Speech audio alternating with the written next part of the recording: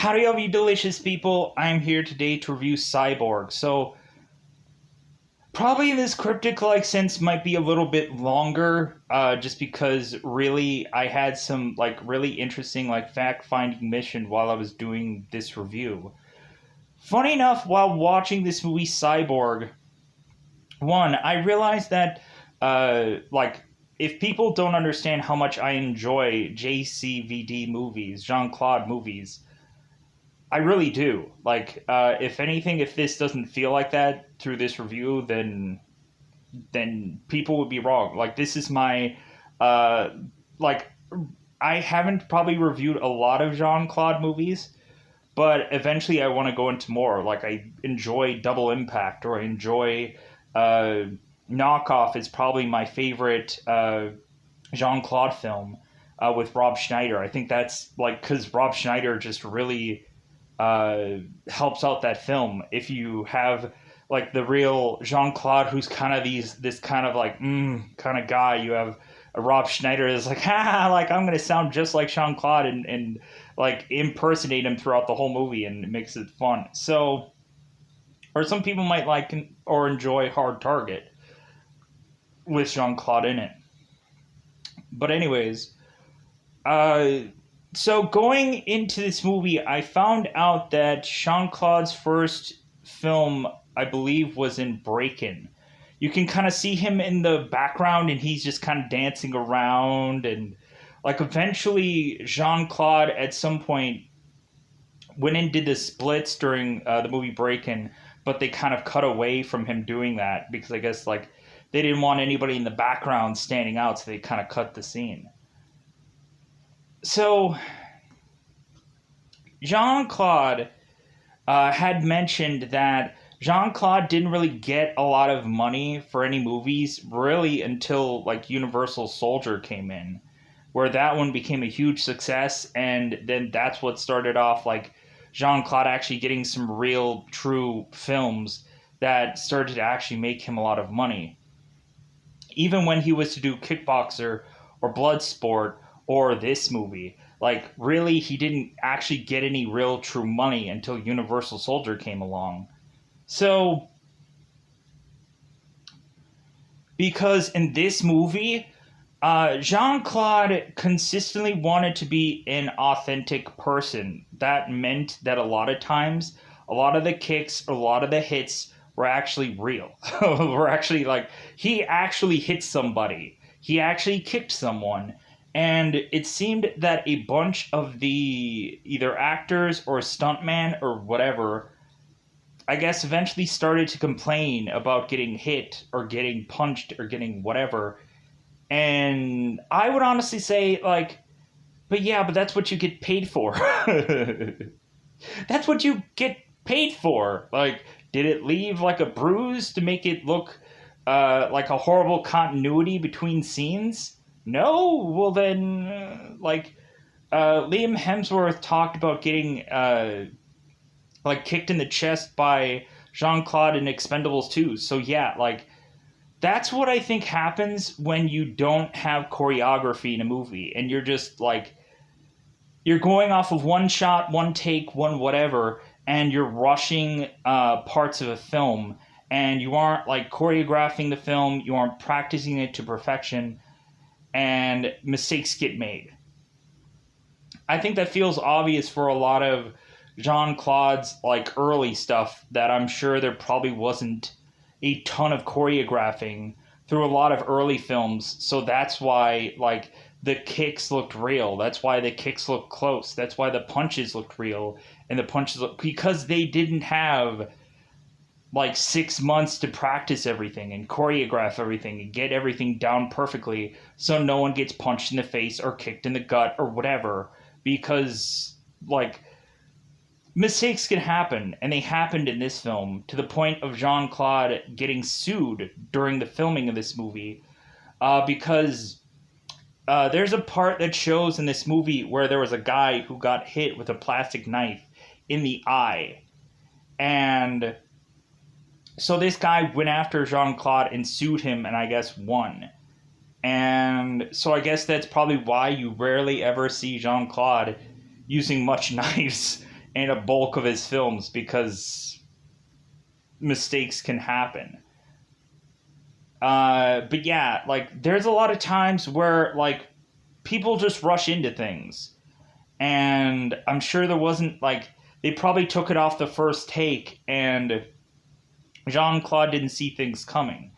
That's when I think like Jean-Claude, and like you can see it in the extras in Universal 4 where he's desperately asking like, hey, can we practice what we are going to do before we do it, so that way like I can prepare for these things to come at me, and I can prepare to make this look good. Because I think a lot of people just rush, and I think that's where mistakes can be made.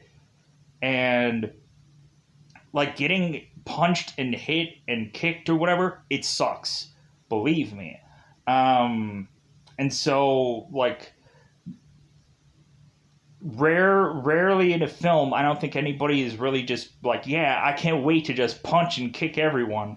Like, no, like if anything, they're just like, hey man, like that's what you get paid for. Like you get paid for if some leg or some foot is gonna hit into your head. That's what you get paid for. Like, but anyways, let's get on with this review. So, Cyborg, let's kind of red carpet this out. So, Cyborg is to be a film about a post-apocalyptic era where they are to have this plague, and basically this place is turned into a hell on earth where like a lot of people are pirates and a lot of people are also couriers to transport information. Like to me, while watching this film, like I kept seeing like the Keanu Reeves movie, like Johnny Mnemonic.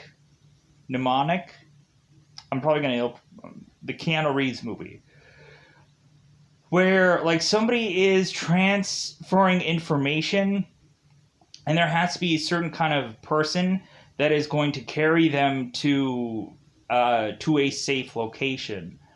And we have Pearl, who is to be transferring this information, and immediately her slinger, the guy that she is to be getting safe passage from, immediately isn't to last very long in this movie. But it seems like there are these guys that exist that are called slingers that are to be the protectors of certain people to give them safe passage to make their way to certain locations for them to get free from someone. So that is the part that Jean-Claude is to play in this film, a guy named Gibson Ruckenbacker, goofy name. But yeah, so this movie is really interesting to me because like the whole entire time I'm thinking like, well, who is all the like cyborg in this film? Because we have really just the guy Fender, who is this big muscular guy who plays the villain in this film. I'm like, this guy looks like a cyborg. Like this guy, like he looks so menacing, and he honestly looks like an unbelievable specimen that I'm assuming that he's a cyborg as well. But sadly enough, he's just a really big, muscular guy that just can seemingly pull that off, but he's just this head villain that, like, I don't know, for me, I just kind of get confused with this film because I'm like, who is all the cyborg? Like, is most of everyone a cyborg, or is it just this Pearl girl? But I'm assuming it's just the Pearl girl because really, why would any number of these people, because there's a point when there's people skinny dipping. If they're a cyborg, why would they go into the water? And yeah, so like I was expecting kind of like a Blade Runner kind of film where eventually you would find out that there's a lot more people that are cyborgs than you thought there would be. But it's just one cyborg in this film. So I'm kind of like I guess I didn't remember this movie quite as well as I thought I would be. But I thought there were some interesting fights in this film. I thought there were overall some interesting visuals that they tried to do in this film. And for this probably being one of Jean-Claude's early films, like it kind of shows him pretty well just because, again, like a lot of kicks and hits contacted during this film, sadly enough. But again, that's what people get paid for. Sad to say, but that's what people get paid for. That's why they get the big fat checks that they get during a movie, for eventually to probably get injured, or eventually to get hurt, or eventually to get whatever.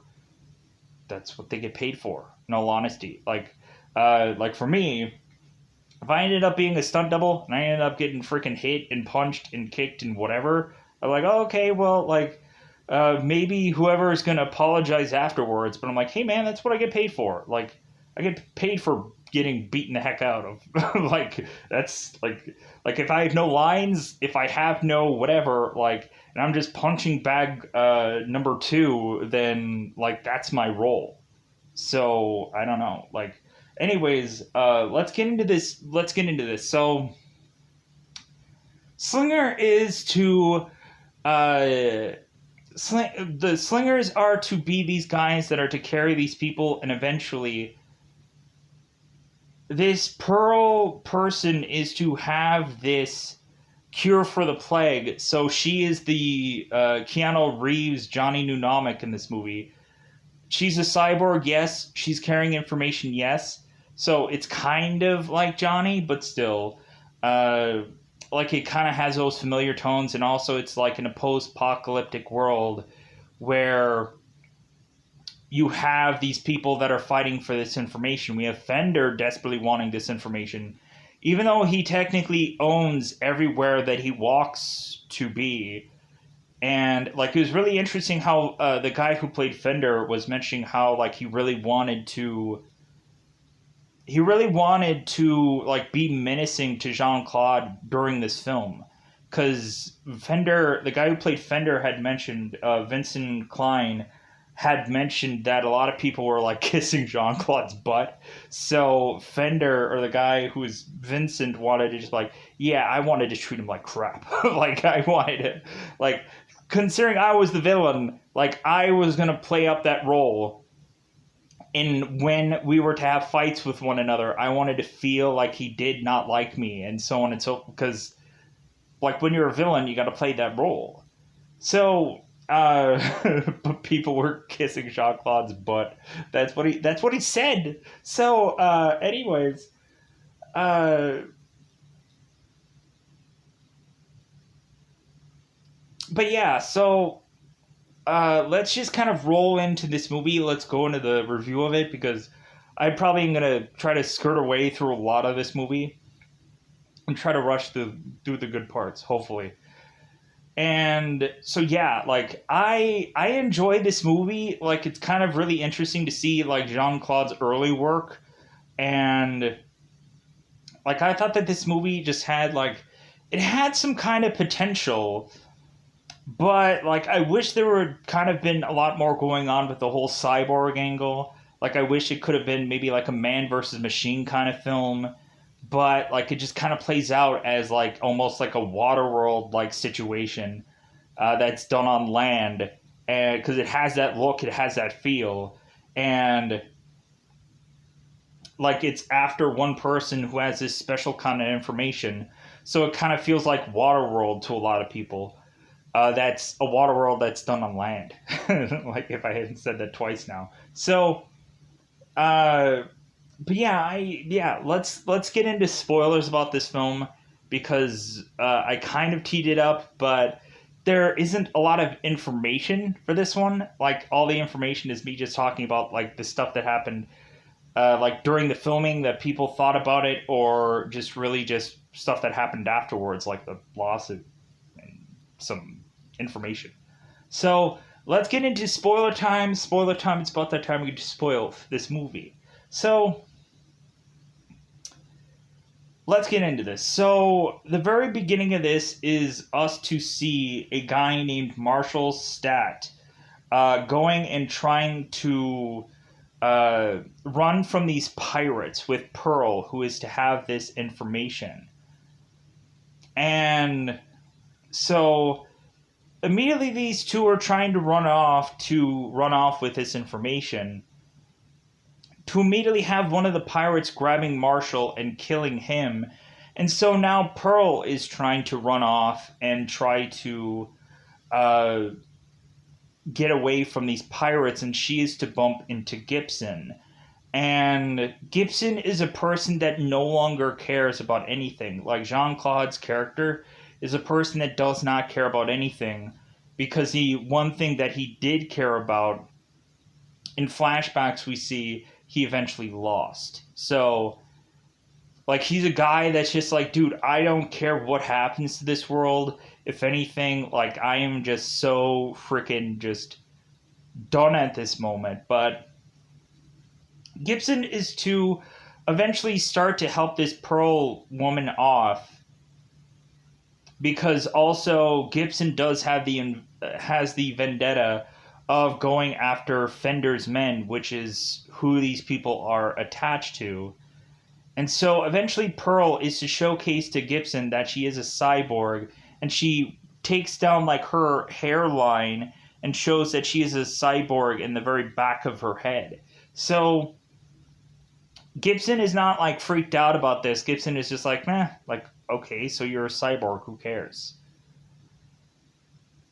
And so Fender is to arrive and collect Pearl, and that is to leave both Gibson and eventually a girl named Natty to run off and eventually want to try to go after Fender and his men, but that is a slow process, because it always comes down to the numbers game, and eventually, like, Jean-Claude or Gibson and Natty kind of have to, like, try to lower down the numbers of this gang, run off, so eventually these guys spread out and then take them down one by one. And because eventually in this movie, Gibson will get overwhelmed by the number game of Fender's men, and eventually that will lead to a part in this movie which I will get to. So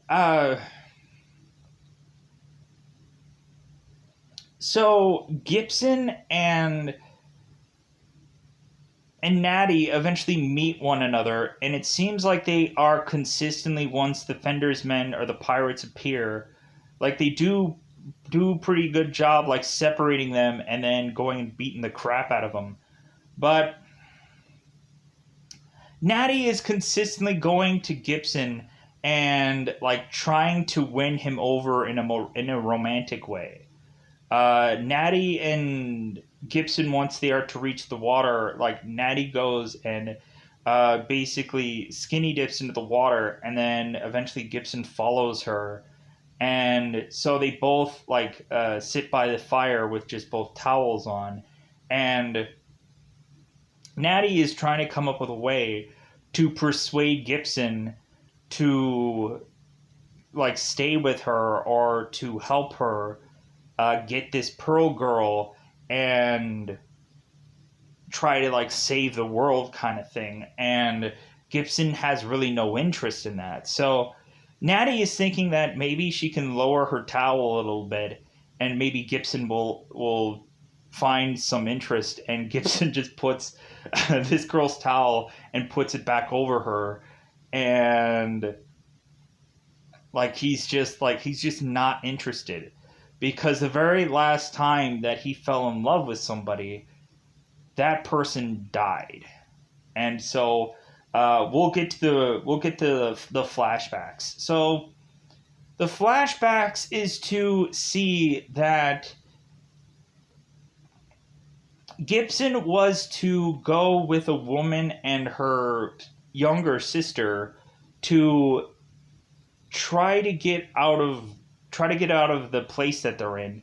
And Gibson is like, well, that's what I'm here for. I'm here to give people safe passage. Like, I'm a slinger, so, like, that's what my job basically is. So Gibson eventually takes I think her name is Marie. Marie and her younger sister, I think her name is Haley, to this safe spot. Eventually, they get so far away that they decide to bunker down in this home.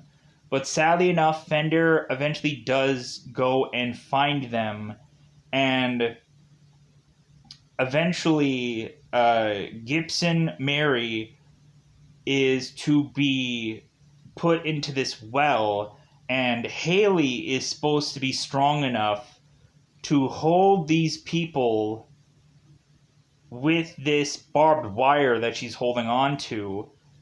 Fender is telling this girl that you need to be strong enough to hold these people or they're going to die. And then eventually Haley just loses strength and eventually drops both Mary and Gibson. Mary sadly dies, but Gibson was to live after this and he was to crawl out of the well. And Haley went with Fender because where else could she go? And so Haley had been transformed into this now Fender's minion, but eventually she will start to sway between Gibson and Fender, but we'll get to that. So Natty is consistently asking Gibson, like, why are you just so not caring about this whole, like, plague cure? Like, and eventually when they're to go into this part of town, uh, eventually they are to start to see the plague a lot more, to where Natty is like, oh, so the world doesn't need the cure now, does it? And Gibson is just like, ugh, like, whatever. Like, because we keep having Gibson consistently, like, getting to fight off these pirates at some part of these places, but Gibson has no interest in the cure or whatever. Gibson wants to get to Fender, and that's all that matters to him. So really, that's the whole thing. So Fender is to go on with Pearl, to continue to just start to travel, to start to hide out in places, and eventually, like, there are parts where Fender is talking to Pearl, and Fender is asking Pearl if that because he's not because he's not a cyborg, that this cyborg might feel less of him, and Pearl is like, no, like, if anything, like, you're you're so much supreme over any person, and like her numbers and everything like that. So, like, I'm paraphrasing a lot, but I'm gonna probably paraphrase a lot through this whole entire review. So, so Gibson is to Gibson and Natty are to make their way to the spot where it seems that Pearl and Fender's men are at. And so they kind of sneak in here, and eventually it seems that some of the pirates start to spot Gibson and Natty, and it gets to the point to where they start fighting quite a bit of them off. Like when Gibson is to get like at least one or two in one spot together, like he's pretty decent at being able to go and either like kill some guys fairly quickly, or to try to shoot them or whatever and try to kill them fairly quickly. But it does get to the point where with all this running around, eventually Gibson eventually does start to see the numbers game like start to pile up. Gibson eventually is to have to go and fall onto this one pipe, and this guy is going to fire a gun at Gibson, and so Gibson is now having to like pull on the pipe, and then the pipe all of a sudden breaks, and then Gibson can now like swing into this location. But slowly but surely, we start to see Fender's numbers start to increase, and Gibson is to see Haley, and this is to start flashbacks of Haley talking to Gibson, and how Haley had to forcibly join this gang, and everything like that. So Gibson and Natty are starting to see the numbers game pile up on Fender's people. So Gibson and Natty decide to. Natty ends up getting knocked out by some kind of debris or something. So Gibson is to eventually grab Natty and like put her in the sewer and have him go in the sewer. And so like Gibson is just dragging Natty and himself like just through this sewer. And we are to have one guy who is to follow him in the sewer.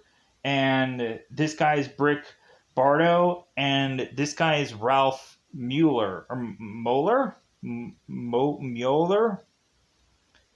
I had recently seen him in the movie Gladiator, and I was like, "Is that the same guy from Gladiator?" I'm like, "Looks like it." Like, because he kind of can't tell because he's so young, but on top of that, he has like this really long hair in this movie, to where it like it's almost like kind of covering his face. But then eventually when I IMDb'd it, I'm like, yeah, it is the same guy from Gladiator. Like, hey, like I keep popping into movies where he's in it. I'm like, great. Like he was also in Universal Soldier too. So I guess it just so happens that they kept being casted in kind of a lot of the same movies. But anyways, so Brick eventually follows Jean into this sewer. And so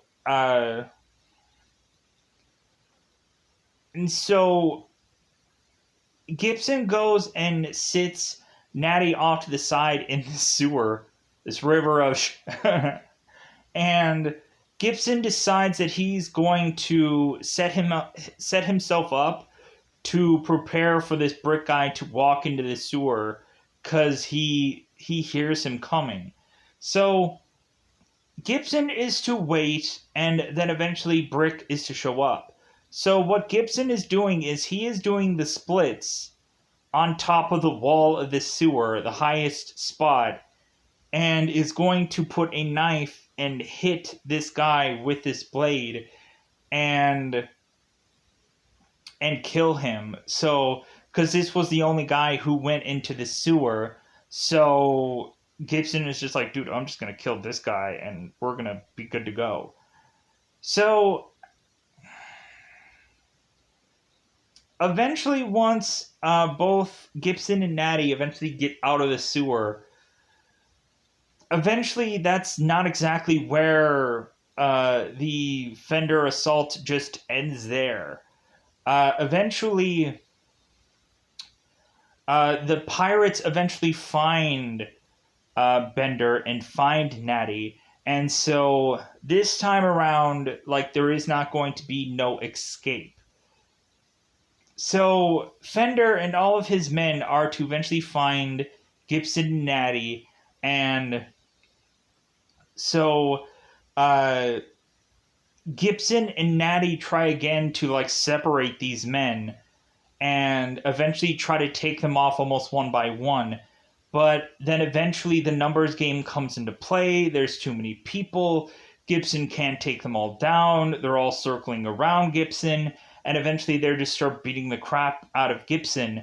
And also Fender makes his way to get some pretty good hits on Gibson. And that's what also just makes it to where like Gibson is just not strong enough at this point to take all these guys on. So eventually Gibson gets circled, and eventually Gibson gets to be put onto a shipping boat sail that's a fairly old ship that he used to basically be crucified on this ship's sail, and like had been put an arrow through his hands and tied also. And so now Gibson is just now waking after seemingly a number of days tied to this sail, and so Gibson is now remembering his past, remembering how Fender had killed his woman, and so now we have to remember the whole like is it kickboxer or is it kickboxer or is it blood sport? I think it's kickboxer. I think kickboxer is the one where he ends up just like beating the crap out of this one palm tree. He ends up just kicking it so freaking hard and numerous times over where this palm tree does fall down. But in that same vein, like uh, JCVD freaking also like hurts his freaking leg where he falls over and he's like ah because his leg freaking hurts from the numerous times that he just got really freaking angry and just beat this tree to death. And like it seems like that same scenario had to be played out here where bizarrely like uh Gibson was using the back of his foot to try to break down this sail, consistently hitting this sail with the back of his foot to try and get this sail to eventually break and have Gibson like fall off to the side so Gibson could be able to just like figure out how to get freaking out of this whole situation. So Gibson is trying for a number of seemingly like hours or something to chip away at this sail, but eventually it does fall with the anger that Gibson is to possess. Trying to like unshimmy his hands or just trying to like uh, continue to kick with the back of his foot bizarrely, this sail and eventually the tree is to fall like off or the sail is to fall off to the side. So right after that, like directly after that, like as if like she was just like waiting like for the perfect moment.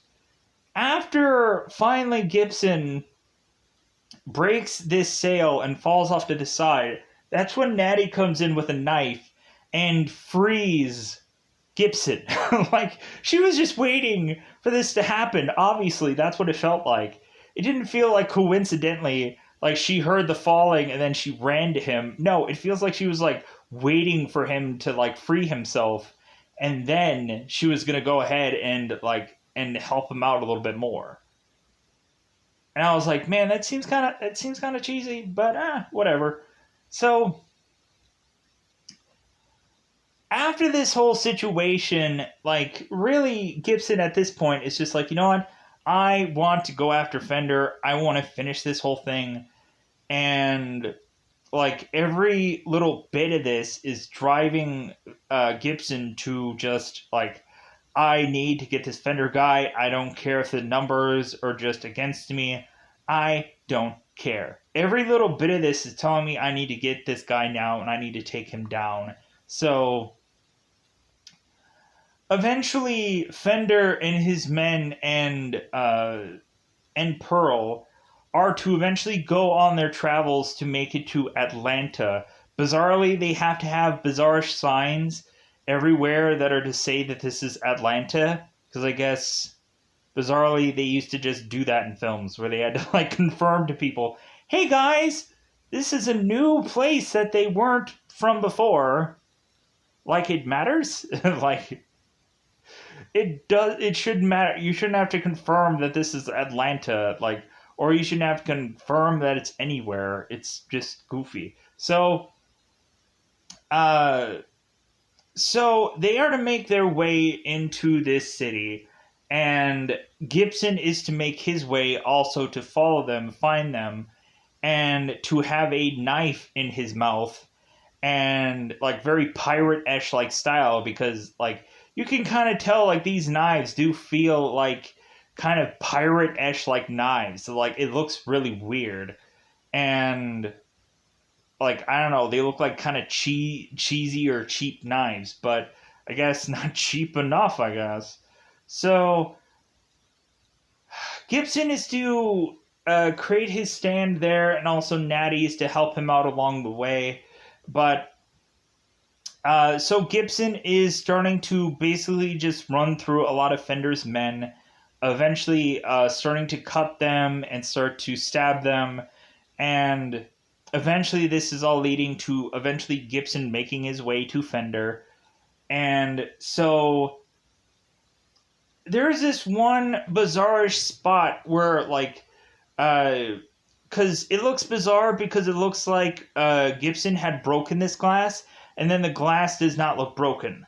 So, like, I don't know how they shot this whole spot, but it looks weird, and it bugs me.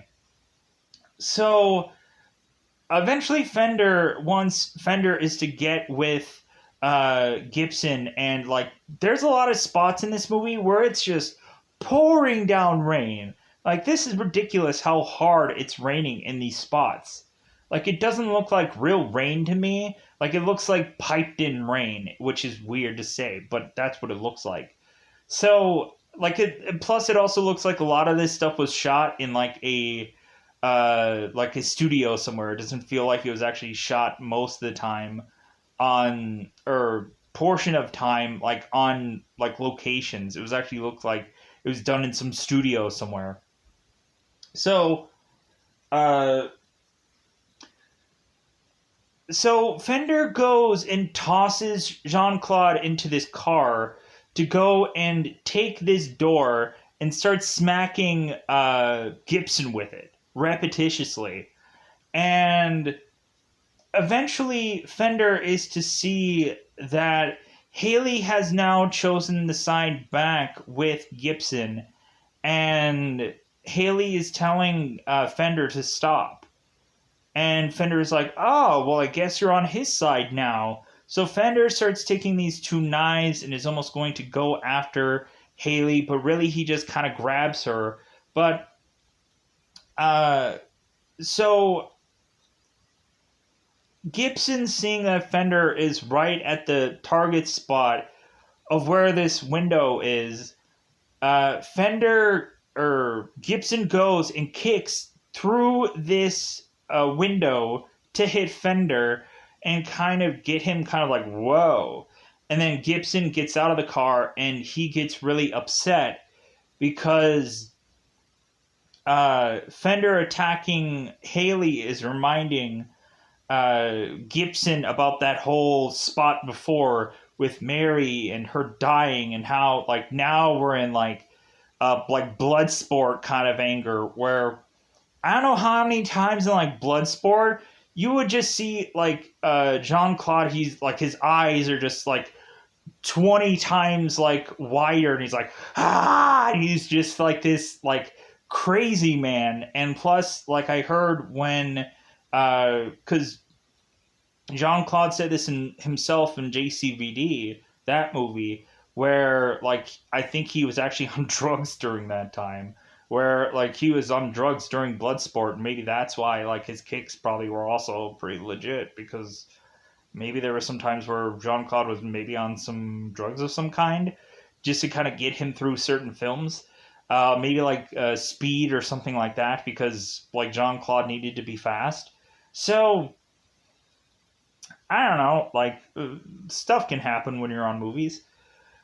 But anyways, so Jean-Claude comes in with his anger to fight off Fender, and so there's consistent times where we're just naturally assuming that Fender is dead, but then Fender just pops right back up and is like, no, I'm still alive, motherfuckers. Like, to where I was just expecting that, like, there's going to be a huge fight between Gibson and Fender that was going to consistently have these, like, false finishes where, like, where consistently Fender is just going to keep getting right back up, and this fight is, like, never going to end.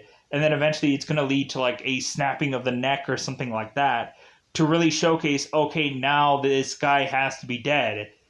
Because even with, like, with this fight going on with Gibson and Fender, like with these knives and everything like that, eventually Fender is like no selling a lot of like Jean-Claude hits. Like Fender is just like, dude, like I am a human machine, and nothing that you're gonna give to me is gonna make a lick of difference. I thought Fender was so cool with that chainmail, and eventually when he tosses it off, just going like, Psh, I don't need that anymore. Like, and so Gibson just starts going and having this fight with swords with Fender, leading to eventually Gibson eventually stabbing Fender in the heart, thinking that, oh yeah, like I'm just gonna take this knife out and yeah, and Fender's gonna be dead, and I'm just gonna like hug Haley and say all of this is over. But then all of a sudden Fender gets right back up, and now we're having to like fight part two. Like this is like some Universal Soldiers where like this is like gonna be a really long fight. So both Fender and Gibson goes into this like almost like barn looking thing, and they continue to fight this out, and eventually Gibson goes and like hooks, like shoves Fender into this hook to where bizarrely Fender is now like on this hook that is to be kind of like a foot above the ground, which makes absolutely no sense to me. So Fender is all of a sudden like floating above the ground, hooked into this spot, which I thought the hook was so much lower than that. To where like why what did like Gibson like jump on top of the hook like, which doesn't seem like that. It seemed like he walked into it, but now all of a sudden like Gibson is just a foot off the floor, and I don't understand that at all. But like, but that is how Fender is to die. If I said Gibson during that, I meant Fender. Fender is the guy who had gotten hooked, and Fender is the guy who was to die. So that finally showcases that Fender died, and again, a foot off the ground, and I'm like, huh? That makes no sense. Uh, so Haley is to spend quite a bit of time with Gibson because they're just like, yeah, we did it, and like also Natty is still alive, and so Natty's like, yeah, like we saved the cyborg girl, and now she can have the cure of the plague for everybody, and so no wait.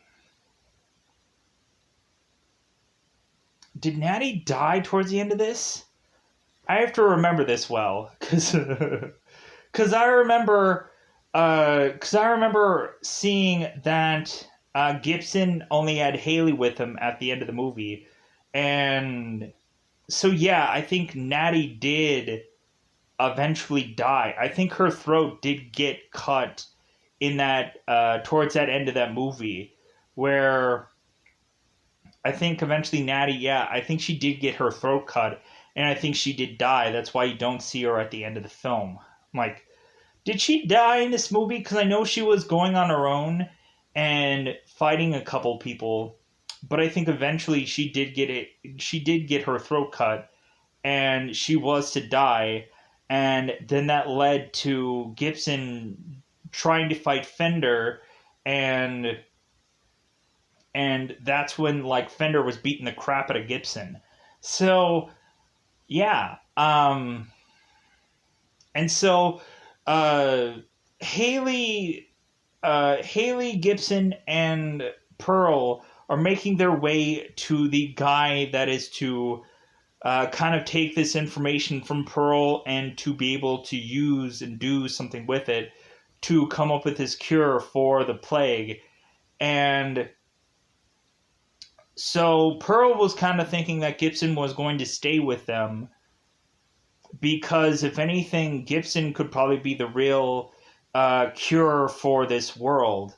But it seems that both Gibson and Haley just decide to go off on their own. and leave. And so, like, that's kind of the real true ending of this movie. So, with that said, I kind of skirted around a lot of this review, or I didn't go into the heavy details of things, or I just kind of was like, yeah, I'm just going to kind of get through this part and then call it a day.